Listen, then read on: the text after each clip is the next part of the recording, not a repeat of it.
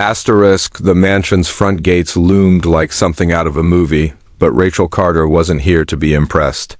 She was here because her rent was 2 weeks overdue, her fridge was nearly empty, and her 7-year-old son needed new shoes before the school year started. Asterisk, she clutched the strap of her worn purse tighter and whispered to herself, "It's just kids. You've taken care of kids before. How bad could it be?" Asterisk, the answer, apparently, was bad enough to scare away every nanny in the city. Asterisk, the ad had been circulating for weeks. Asterisk, live-out nanny for 3 children. Excellent pay.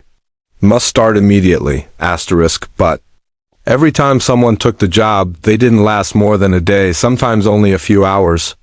Rumor had it the 3 children were the notoriously wild triplets of Ethan Sterling, the tech millionaire who lived like a recluse after his wife's sudden passing. Asterisk, Rachel didn't have the luxury of being picky. She needed this. Asterisk, the butler opened the massive front door, his expression weary. "Miss Carter, Mr. Sterling is expecting you. Just brace yourself." Asterisk, she stepped inside and instantly heard it, a crash followed by shrieks of laughter. 3 identical blonde heads darted through the hallway, trailed by a frantic housekeeper holding what looked like a paint-splattered bedsheet.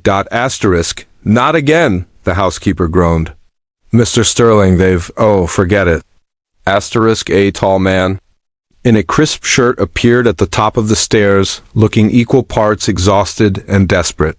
Ethan Sterling? In person, he didn't look like the arrogant billionaire Rachel had imagined. He looked like a father who hadn't slept properly in years. Asterisk, "You must be Rachel," he said, hurrying down.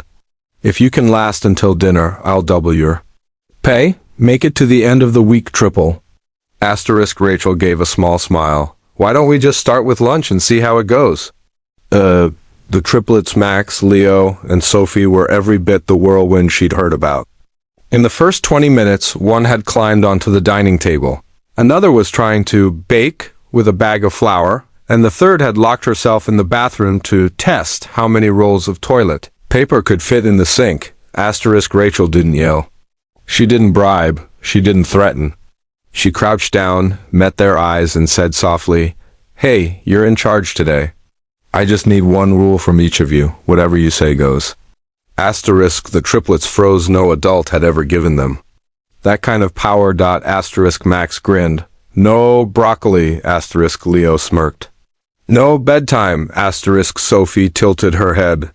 "We have to do something fun." Asterisk, Rachel nodded. "Deal, but you help me make lunch and you clean up after.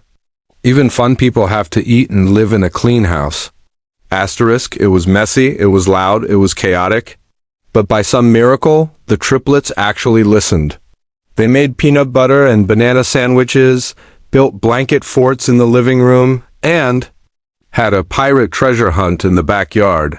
Asterisk, by the time Ethan came downstairs that evening, expecting disaster, he stopped short at the sight. The triplets were sprawled across the couch, asleep under the same blanket, cookie crumbs on their cheeks. Rachel sat nearby, sipping tea like she'd just been through a perfectly normal day. "How?" Ethan started. "They're just kids," Rachel said quietly. "They don't need another rule book. They need someone who sees them."